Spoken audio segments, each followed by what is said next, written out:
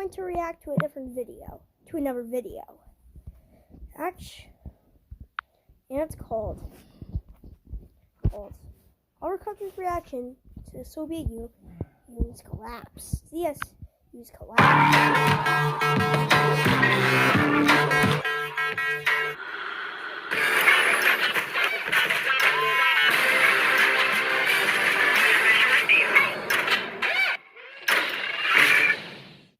It's fairly easy to determine that the Western world was elated when the USSR collapsed. But what was the reaction of the rest of the communist world? How did nations like China, Vietnam and Cuba feel about the leading communist state falling apart? So perhaps the USSR's closest ally was Cuba, and Fidel Castro had a few choice words. For a start, he felt that it was completely avoidable and blamed Gorbachev for reforming everything too quickly. Castro was critical from an ideological perspective, but he had much more practical reasons to be upset. So as of the American trade embargo, Cuba relied on the USSR for the majority of its trade. And it's hard to trade with a defunct state, as demonstrated by the fact that Cuban exports to the post-Soviet states decreased by 93% of what it had been 3 years earlier. This led to a near collapse of the Cuban economy, so things were pretty bad. As such, Cuba turned to the Western world and found willing markets, except one for its goods. Cuba's other concern was security, since the USSR was its guarantor and there were concerns about what the United States was going to do. Turns out it was nothing, but for Cuba, the years after the collapse of the USSR were extremely difficult. So what about China, the second most prominent communist state and one which had a pretty rocky relationship with the Soviet Union?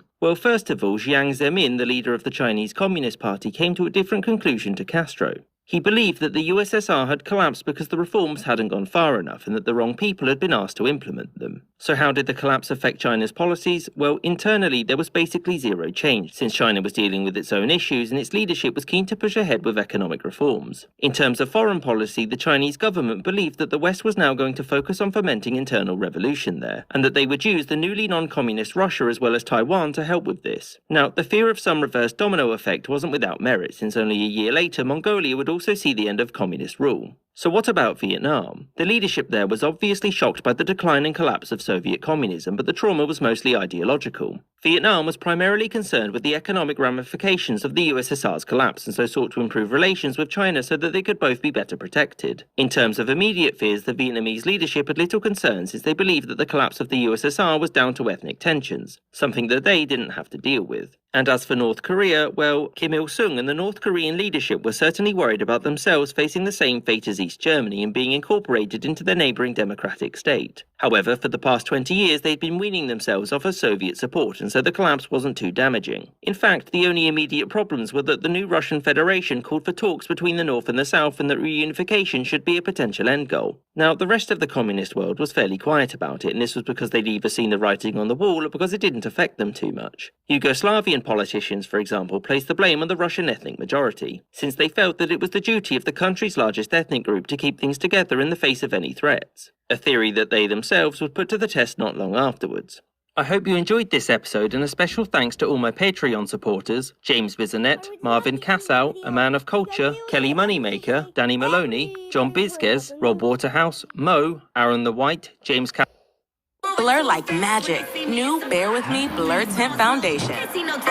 Pores blurred. It's fairly easy to determine that the Western world was Cassow, A Man of Culture, Kelly Moneymaker, Danny Maloney, John Bizquez, Rob Waterhouse, Mo, Aaron the White, James Castaneda, Gustav Swan, Jordan Longley, Marcus Arsner, Spinning Three Plates, Colin Castleman, Filda Oink Oink, Rashid Ali, David Silverman, Izzy, Maggie Paxkowski, Spencer Lightfoot, Winston Kaywood, Robert Wetzel, Lexi Schwinn, Anthony Beckett and Sky Chappelle. Everybody was worried about the nukes though.